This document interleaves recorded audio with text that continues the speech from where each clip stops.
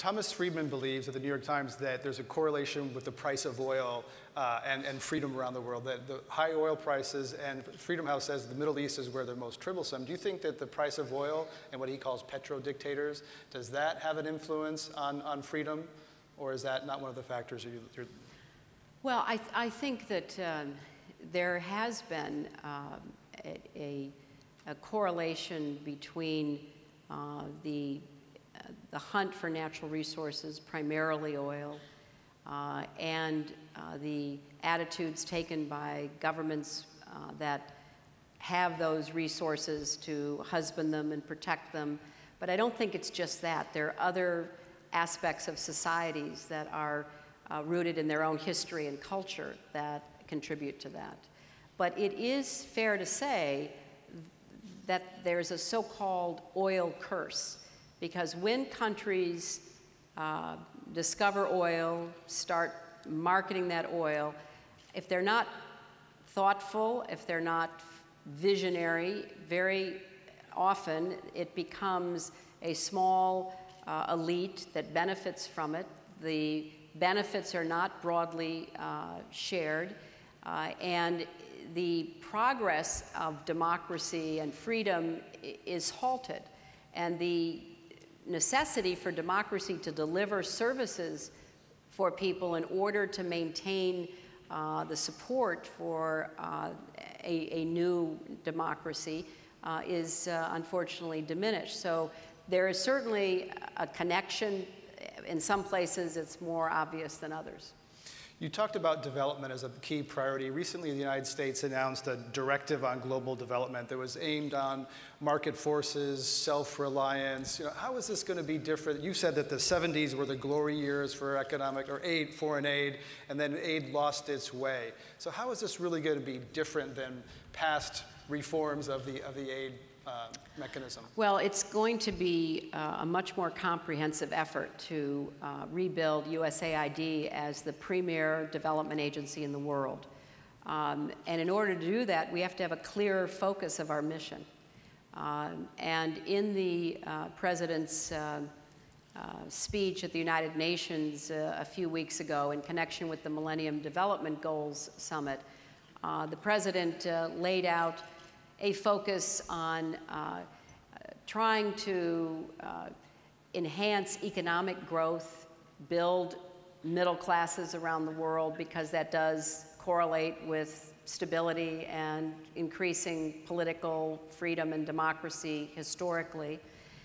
It also means, though, doing a really hard scrub of USAID. And Dr. Raj Shah, who is the new administrator, and I are working very closely to really change procurement policies, personnel policies, try to streamline the delivery of aid. I'll give you an example.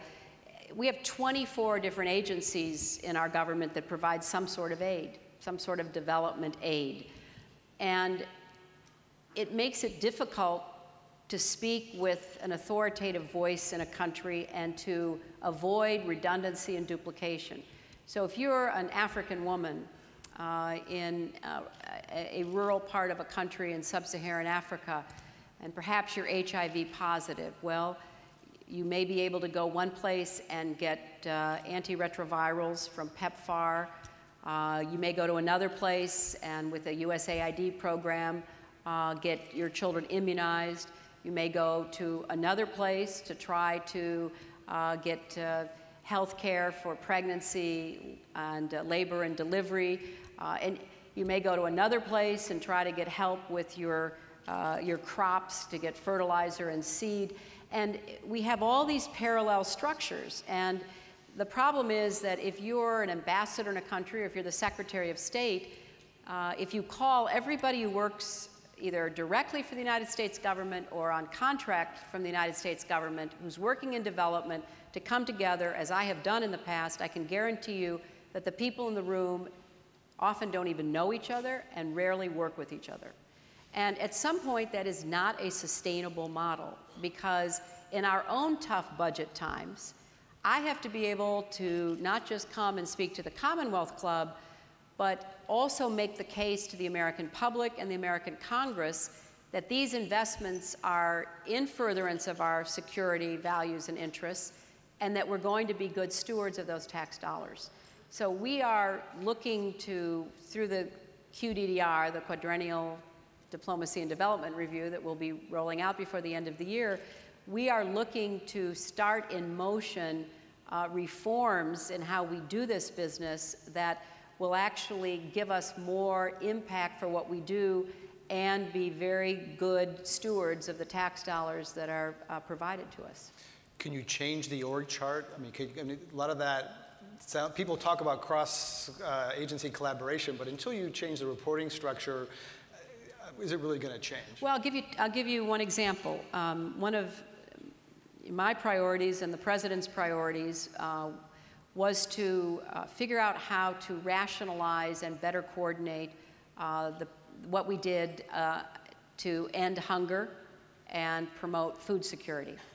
So starting right after I got there, I asked my Chief of Staff, Cheryl Mills, to run a government-wide process, which meant bringing the Department of Agriculture in, it meant bringing the Millennium Challenge Corporation in, it meant bringing other agencies that have contact with people in, and we came up with a program we're calling Feed the Future.